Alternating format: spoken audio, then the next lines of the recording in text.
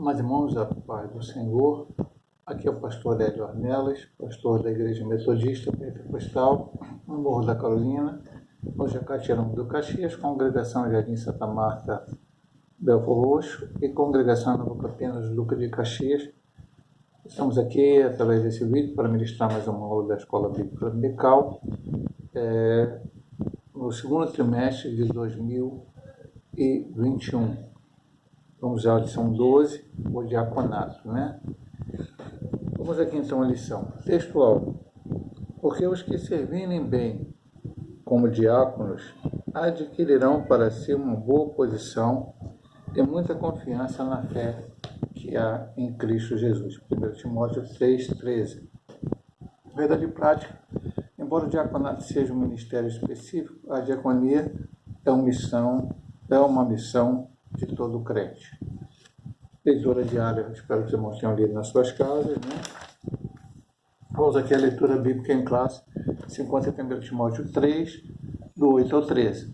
Da mesma sorte, os diáconos sejam honestos, não de língua dobre, não dados a muito vinho, não cobiçosos de torpe ganância, guardando o mistério da fé em uma pura consciência. E também estes sejam primeiro provados, depois sirvam se forem repreensíveis. Da mesma sorte, as mulheres sejam honestas, não maldizentes, sóbrias e fiéis em tudo.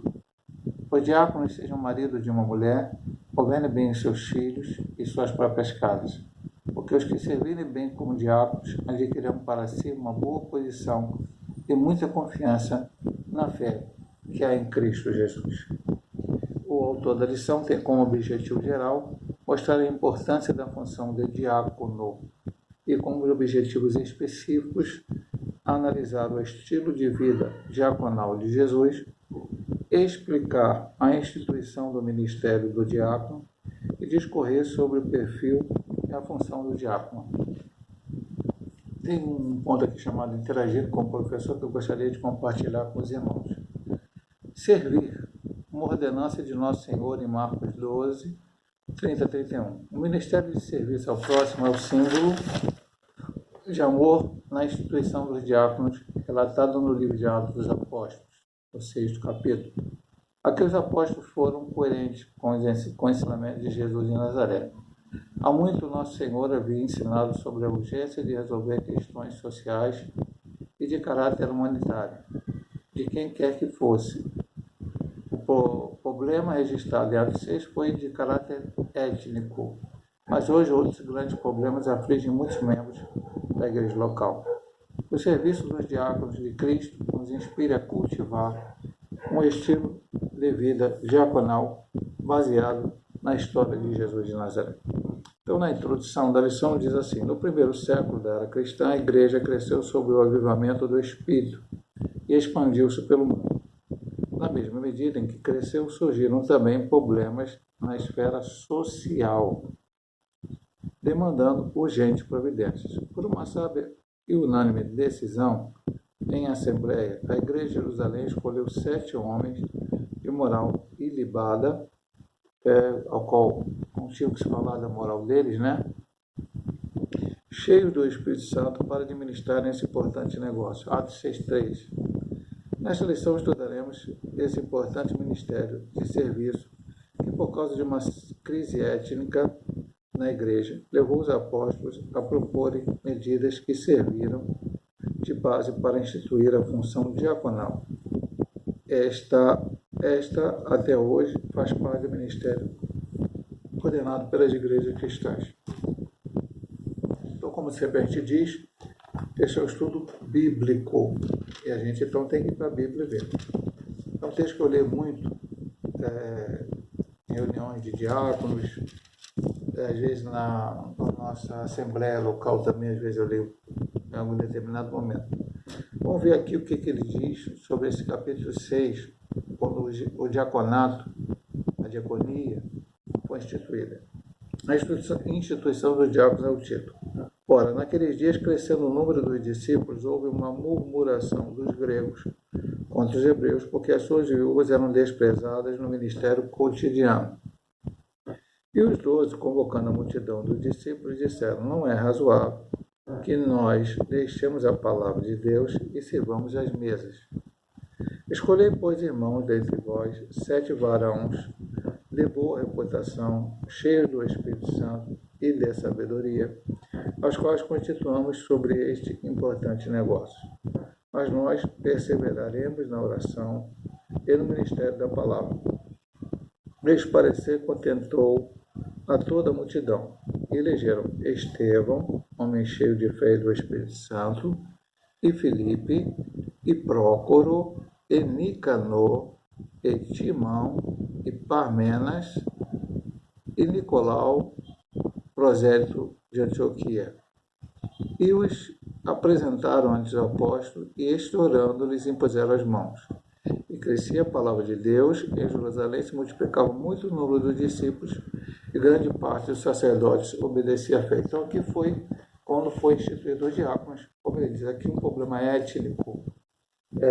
Ele vai explicar durante a lição aqui a necessidade que aconteceu. E ainda hoje, esse ministério diaconal faz parte, pelo menos, se não de todas as igrejas, mas por que de todas, né? Igrejas evangélicas, seja qual ramo que for, também tem, às vezes de forma diferente, em funções, mas o ministério ou o serviço, melhor dizendo, diaconal. Então vamos aqui. A diaconia de Jesus Cristo começa mostrando como Jesus também nos deu exemplo, não como um diácono no sentido de ter o cargo, o título de diácono, mas a sua ação em ajudar as pessoas, que nós vamos ver que é a função principal do diaconato. O termo grego diaconia significa ministério ou serviço. A vida inteira de Jesus aqui na Terra demonstrou o verdadeiro sentido da diaconia em todos os seus aspectos. Na realidade, seu ministério terreno evidenciou o quanto ele foi apóstolo da nossa confissão, Hebreus 3:1, estudamos isso, o dom ministerial de apóstolo. Profeta, Lucas 24:19, evangelista, Lucas 4:18-19, pastor, João 10:11, mas principalmente diácono por excelência.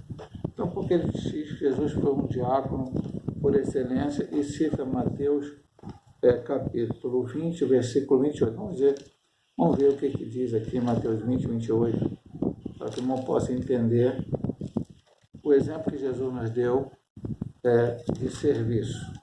Diz assim a palavra: bem como o Filho do Homem não veio para ser servido, mas para servir e para dar a sua vida em resgate de muitos.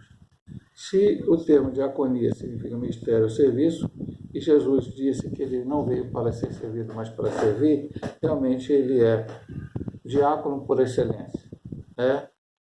Nós vamos entender no transcorrer aqui da lição. O apóstolo Paulo disse que Jesus, sendo em forma de Deus, não teve por usurpação ser igual a Deus, mas aniquilou-se a si mesmo, tomando a forma de servo, fazendo semelhante aos homens, Filipenses 2, do 6 ao 7. Segundo a Bíblia de estudo, palavra-chave, a expressão tomando forma de servo denota o sentido de uma condição humilde. Então Jesus, sendo ele também Deus, não esqueça nunca isso, gravado irmão, até é bom lembrar sempre na lição, mesmo que a lição não fale exatamente sobre esse assunto específico. Nós temos visto hoje muitos cristãos aí, ou ditos cristãos, combatendo a Trindade, dizendo que Jesus Cristo não é Deus. Isso é uma heresia, isso é um pecado. Sendo ele Deus, não teve por usurpação ser igual a Deus, mas desceu e assumiu a forma de servo. Qual a forma de servo? Ele se humilhou tomando a forma de homem. E lá, quando Paulo fala sobre Filipenses, ele diz, tomando essa forma até a morte, humilhando-se até a morte, morte de cruz. Ele veio para servir. Ele veio para dar a sua vida pela humanidade. E nisto, pastor, o que nós aprendemos com Jesus? Que nós, se ele veio para servir, ele sendo Rei dos Reis, Senhor dos Senhores, ele sendo o próprio Deus, desceu para servir, porque nós, sendo seres humanos, não vamos servir os nossos irmãos ou as pessoas que são necessárias. Então, a vida cristã é uma vida de serviço. Nós vimos que os dons ministeriais são dons de serviço. estamos servindo a Deus e aos homens, sendo como apóstolo, como profeta, como evangelista, como pastor, como doutor mestre, e nos cargos que não são dons ministeriais diretamente, mas dons de serviço, vamos colocar dessa forma, o presbitério, o episcopado, semana passada estudamos, e o diaconato, que estamos estudando essa lição, servindo aos outros. E ao servir ao meu irmão, eu estou também fazendo a vontade de meu Deus, então servindo a ele. Então, Jesus é o maior exemplo. Agora, o segundo ponto a segunda visão desse ponto 1, serviço de escravo. Na véspera de sua crucificação, o Senhor Jesus reuniu os seus 12 discípulos para comer a última ceia. Tomando a toalha e uma bacia com água, ele começou a lavar os pés dos discípulos um a um. Está em João 13, 4 e 5. Uma atitude mais comovente do nosso Senhor como relato do lava-pés, demonstrando serviço, exemplo e humildade. A diaconia da toalha e da bacia é a convocação cristocêntrica para uma vida de serviço humilde, como ele cita normalmente João 13, 12 a 17. Vamos ver aqui, né? Vamos ver o que Jesus fez e depois, quando ele explicou por que ele estava fazendo isso para os seus discípulos. Mais uma vez, ainda aqui na terra, com atitude sua, por exemplo, de serviço, de trabalho, enfim. Depois que lhe lavou os pés e tomou as suas vestes, se assentou outra vez à mesa e disse: Entendeis o que vos tenho feito? Vós me chamais mestre e senhor, e dizeis bem porque eu sou. Ora, se eu, ele, né, o Senhor Jesus, senhor e mestre, vos lavei os pés, vós deveis também lavar os pés uns aos outros. Porque eu vos dei o exemplo para que, como eu vos fiz, façais vós também. Na verdade, vos digo que não é o servo maior do que o seu senhor, nem o enviado maior do que aquele que o enviou. Se sabeis estas coisas, bem-aventurado sois, se as fizestes. Pastor, então, é necessário a gente fazer uma reunião mensal, semanal, seja quando for, em que um lave o pé do outro. Não. Algumas denominações aí, ditas cristãs, adotam esse tipo de situação de quando em vez. Não. Se fizesse uma cerimônia dessa, sem nenhum caráter, como é que eu vou dizer, espiritualizar a coisa, não seria nenhum pecado. Mas Jesus não ensinou nesse sentido para eu imitar, fazer igual. Ele está falando de servir. Eu sou o mestre, porque o que acontecia? Nós já falamos isso várias vezes, vamos entender. Quando um convidado chegava na casa da pessoa, então essa pessoa é uma pessoa que tinha mais condições, então um escravo daquela pessoa ia lá e lavava os pés daquela pessoa, porque aquela pessoa que chegou, normalmente ela andava, naqueles dias andava com alpacas, sandálias, e as ruas não eram como hoje, todas asfaltadas, calçadas, aquelas coisas, então as pessoas pegavam muita poeira no pé e sujar o seu pé. Então, para que demonstrar até uma questão de bom recebimento das pessoas, né? Então, esse escravo ia lá e lavava os pés. Certa vez, teve uma mulher que lavou os pés de Jesus com seus lágrimas e enxugou com seus cabelos. E Jesus falou de grande coisa que ela tinha feito. Veja bem, meu amado irmão. Jesus deu exemplo para que nós, ele sendo servo, Senhor, fez como um escravo.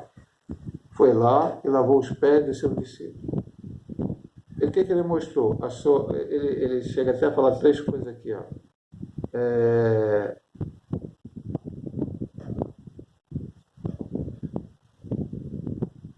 Deixa eu ver aqui.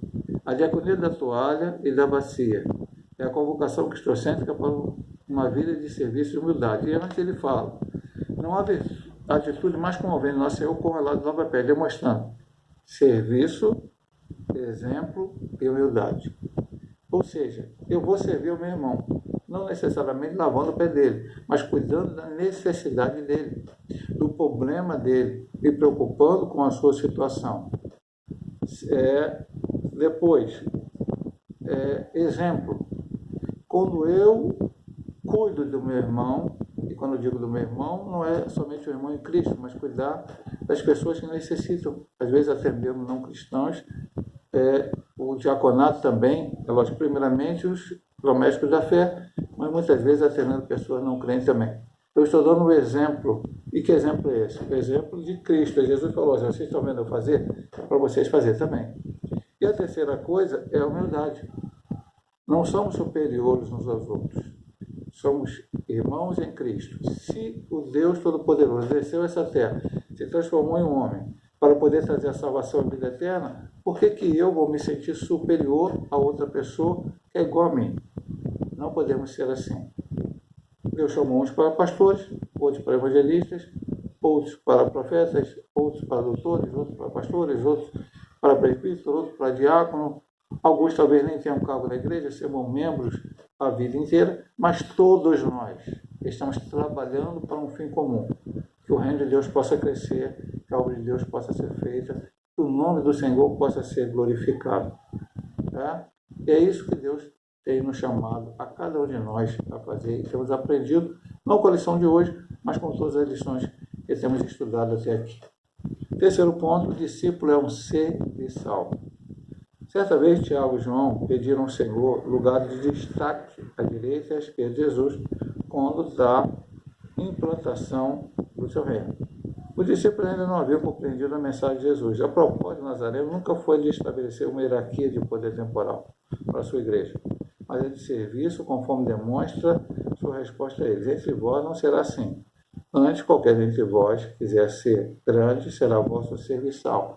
E a palavra grega para serviçal é diakonos.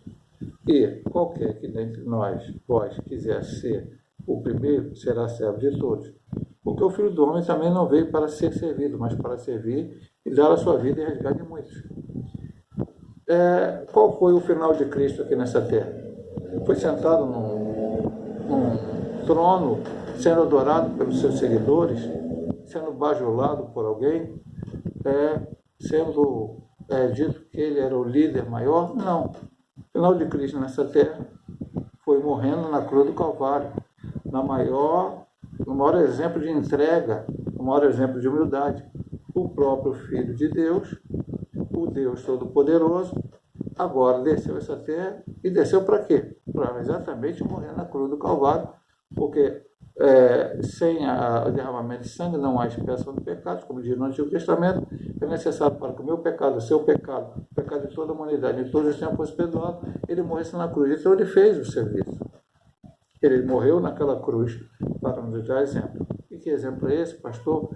É que nós também possamos nos dedicar a servir. Fomos chamados para servir. Às vezes, quando eu conto para os irmãos, isso é sempre bom, meu amado irmão, você guardar as coisas boas, mesmo que sejam simples, e testemunhar quando for necessário. Aqui na rua onde eu moro, a rua Doutor Gastão Reis, no alto desta rua, essa rua, depois que passa a minha casa, ela começa a subir. Lá no alto tem uma igreja batista da Paulicéia. E quando ainda novo, ainda estava na igreja metodista do Brasil, muitas vezes fui visitar aquela igreja, para adolescente, para jovem. Muitas vezes visitei aquela igreja. Havia irmãos aqui vizinhos, conhecidos, pessoas que eram de lá, e convidavam e a gente ia. E lá, naquela época de jovem, havia um grupo, o grupo jovem daquela igreja, tinha, como a maioria dos grupos jovens, tem um nome, né? E o nome daqueles jovens era Salvos para Servir. Então vai cantar agora o grupo jovem, estava lá no culto, para dar oportunidade para os jovens da igreja local, né? Alguém estava dirigindo o culto, vamos dar aqui a oportunidade para o grupo jovem, Salvos para Servir do Senhor. Isso me impactou, aquele nome nunca fugiu da minha mente. Porque novamente somos salvos para servir. Se Jesus, eu já tinha lido o texto antes, mas normalmente ele cita aqui nesse ponto do texto, porque o Filho do Homem também não veio para ser servido, mas para servir e dar a sua vida em resgate de muitos. Ele morreu na cruz para dar a sua vida por nós. Então, certa vez, houve uma situação, a mulher de Zebedeu, a mulher de Zebedeu, a mãe de Tiago e João, foi falar com Jesus, eles também falaram, que quando chegasse o reino, quando Jesus reinasse, Jesus vai reinar sim, Ele vai reinar com a sua igreja, porque ele se humilhou primeiro, então ele vai reinar. A Bíblia diz que com ele padecemos, com ele reinaremos. Então, antes de reinar, tem muita gente querendo reinar aqui na terra, ter destaque aqui na terra. Não, o destaque de nós cristãos não é aqui na terra. Nós aqui havemos muitas vezes para até sofrer, servir, ter dificuldades. Então, eles pediram para sentar-se, um à direita e outro à esquerda, eram irmãos, João e Tiago. E Jesus falou, você não está sabendo o que pode pedir. E depois uma discussão entre eles, qual seria o maior. Sabe o maior é Pedro? Sabe o maior é João? Sabe o maior é Tiago? Sabe o maior é Tomé? Sabe o maior é Felipe? É Bartolomeu? Não tinha maior e também não tinha menor. Poxa, pastor, mas peraí, o de Pedro se destacou mais. Sim, lá dos apóstolos, Pedro tem 2 cartas, João tem o Apocalipse, mais 3 cartas e também outras colocações dentro da Bíblia Sagrada, mas a Bíblia não vem falar de quem teve um ministério mais profícuo, ganhou mais almas. O que fez? Aqueles homens simplesmente trabalharam para o Senhor. Os que não apareceram, e na verdade, na Bíblia Sagrada, até pelo pouco espaço, vamos dizer assim, temos para relato, não há história muito desses homens, mas a história da igreja relata que todos os apóstolos, exceto Judas, que morreu porque se suicidou depois de ter saído a Cristo, então sobrou 11, mas Matias depois, desses discípulos todos, somente João morreu de morte natural. Todos os outros foram martirizados. Tiago já mostra-se ali no capítulo, se não me engano, 11 ou 12 de Atos, e depois, na história da igreja, a história de Pedro sendo morto, Paulo sendo morto, Tomé martirizado na Índia, André crucificado em forma de X, e todos os outros, porque aqueles homens aprenderam a lição com Cristo. Eles não vieram aqui para reinar neste mundo, não vieram aqui para dominar este mundo, vieram aqui para servir e fazer com que o reino de Deus crescesse. Esta é a base desta lição. Mas, amados, nós estudamos, os irmãos sabem sempre que são 2 vídeos. No primeiro vídeo agora nós estudamos a introdução do ponto 1. E no segundo vídeo nós estaremos estudando o ponto 2, o ponto 3 e a conclusão. Antes de terminar esse vídeo, quero também dizer aos irmãos que já compramos a revista para o próximo trimestre. Os irmãos que assistem este vídeo acabam recebendo as lições toda semana em PDF. Porque distribuímos porque o irmão não está podendo ir na igreja ainda. Mas já temos a revista, já estaremos estudando. E lembrando também que esse vídeo é para aqueles irmãos que não podem ir à igreja por motivo da pandemia, doença ou outra dificuldade. Os que puderem ir, existe a escola bical presencial, tanto na sede como nas congregações. O irmão, na medida do possível, deve estar na casa do Senhor para ali aprender, para tirar suas dúvidas, fazer suas perguntas. Então terminamos aqui o primeiro vídeo, depois teremos o segundo vídeo.